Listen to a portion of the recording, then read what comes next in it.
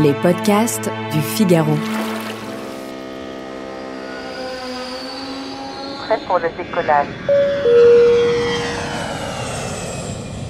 Ça y est, vous êtes prête à partir. Votre itinéraire est tracé, vos hébergements sont réservés et votre valise est bouclée.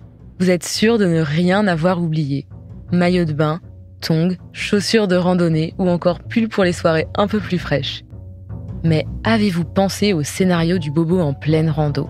Avez-vous glissé dans votre valise un anti-moustique ? Les médicaments avec lesquels vous voyagez sont-ils bel et bien acceptés sur votre lieu de destination ? Bref, avez-vous constitué votre trousse à pharmacie dans les règles de l'art ?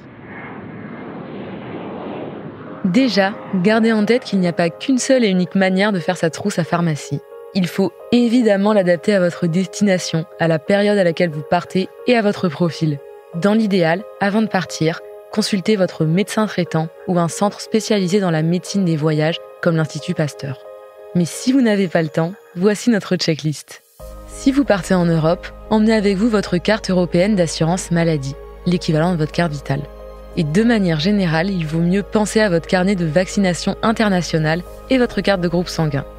Aussi, n'oubliez pas de souscrire à une assurance de rapatriement sanitaire si ce n'est pas déjà inclus avec votre carte bancaire. D'ailleurs, il existe un épisode de Questions Voyage à ce sujet.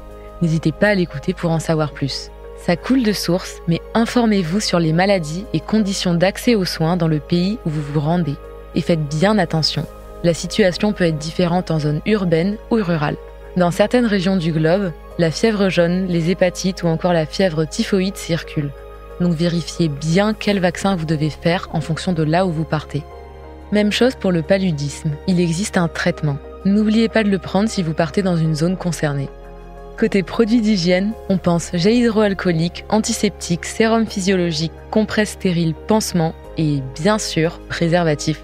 Et on n'oublie pas la pince à épiler pour les échardes et le tire-tic. Ne faites pas non plus l'impasse sur les antidiarrhéiques en cas de tourista et sur les antalgiques type paracétamol. Un décontracturant pourrait aussi vous sauver la mise en cas de douleur musculaire. Et emportez avec vous des anti-inflammatoires, comme de l'aspirine ou de l'ibuprofène. Et ne négligez pas l'anti-moustique, en faisant bien attention à sa protection en fonction de la région où vous vous rendez. Mettez-en sur votre peau et vos vêtements très régulièrement et imbibez votre moustiquaire avec. Et évidemment, la crème solaire SPF 50 est un incontournable, tout comme la crème pour apaiser les coups de soleil. Passons au cas par cas. Déjà, si vous souffrez d'une maladie chronique, pensez à glisser dans vos bagages votre traitement. Emportez avec vous une quantité légèrement supérieure à la durée de votre séjour.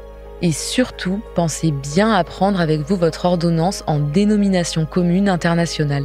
Elle inclut le nom de la substance active. Et si votre voyage dure entre 3 et 6 mois, vous devez faire une démarche en plus. Demandez une dérogation à l'assurance maladie pour emporter la quantité nécessaire de médicaments. Si vous prenez l'avion et que vous êtes enclin à faire des phlébites, emportez avec vous des bas ou des chaussettes de contention. Si vous souffrez du mal des transports, pensez aux médicaments contre la nausée. Et celles et ceux qui réagissent mal aux piqûres de guêpes, d'abeilles, de frelons et de taons, votre piqûre d'adrénaline, un antihistaminique et des corticoïdes. Selon la région du globe où vous vous rendez, prenez aussi de quoi purifier l'eau, en comprimé ou en filtre. Aussi, faites bien attention aux conditions de conservation de vos médicaments. Certains ne supportent pas la chaleur, pour d'autres, c'est le froid qui peut poser problème. Et dans l'idéal, gardez vos médicaments dans votre bagage cabine au cas où votre valise en soute se perde.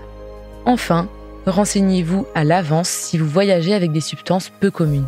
Car plusieurs pays ne vous laisseront pas entrer avec certains médicaments assimilés comme des stupéfiants. D'autres seront plus tolérants si vous n'en possédez qu'une faible quantité. Pour que tout se passe bien pour vous à la douane, demandez donc à votre médecin de vous fournir une ordonnance en dénomination commune internationale et emportez avec vous une attestation de transport du médicament. Si vous voyagez dans l'espace Schengen, il vous suffit de contacter l'agence régionale de santé de la région où votre médecin prescripteur est enregistré pour l'obtenir. Mais si vous voyagez en dehors de l'espace Schengen, tournez-vous vers l'Agence nationale de sécurité du médicament et des produits de santé. Attention, cette démarche est à effectuer au moins 10 jours avant votre départ.